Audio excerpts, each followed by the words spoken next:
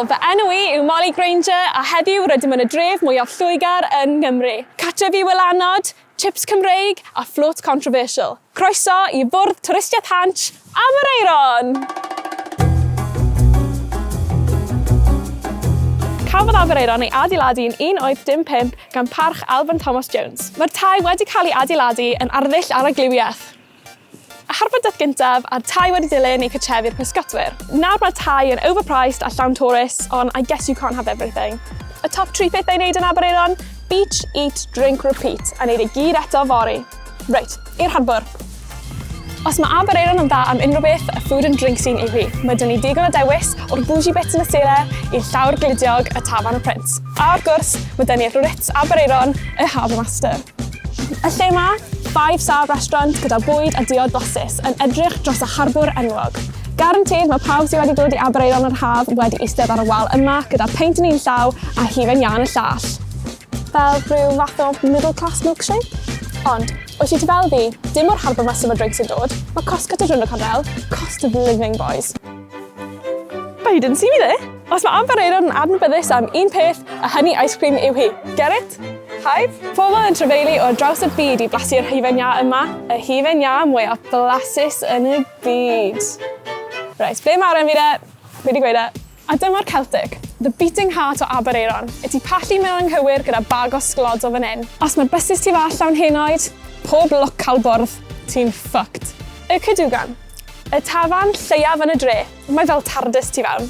Yn yr wythnos, mae fel tafarn pob dydd. Ar nos Sul, mae newid i'r place to be. Picky bits ar y bar neu tapas, a Roger March ar y meic, iconic. A self-proclaimed famous £1.20 shop, previously known as the £1 shop, the £1.20 shop, and now the £1.20 plus shop. I think we know where this is going. Dyma cerflun y cofyn Cymreig sy'n sefyll tu fas y cae sgwar. Mae gwyl y cobiau yn digwydd pob mis Awst ac yn datliad o'r holl ceffylau defnyddiodd y Cardydd i symud i Lundain, ac yr holl ceffylau defnyddiwyd yn y Rhyfel Byd cyntaf. According to Google, anyway. Ond, os yw ti fel fi, mae fe bach yn waste of time. Giddy up, boy!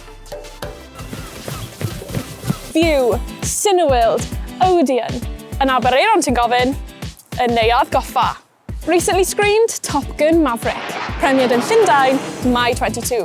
Yn Aberaeron, Tachwedd 22. Just fel yr M4, mae'n cymryd ache i gyrraedd yma.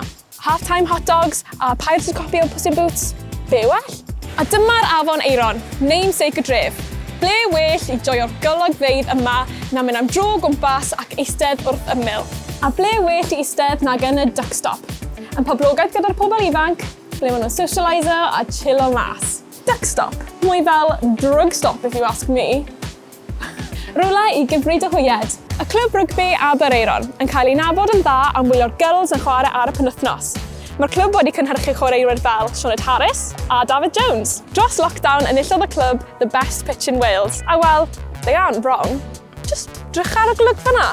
Mae gwyl y rugby sevens yn un cofiadwy.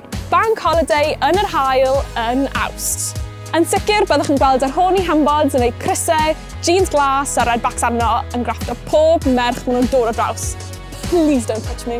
Ar ôl gwario'r penwythnos bank halls ar y pitch rugby, dydy'r hwyl ddim yn benni fyna. Pob dydd llun gwyl y banc yn Awst, mae Aberaeron yn daclu'r carnafal. Float controversial, you know the one. Dynion yn ei 50au yn gwisgo fel merched, ffair yn y cae sgwar. What more could you want?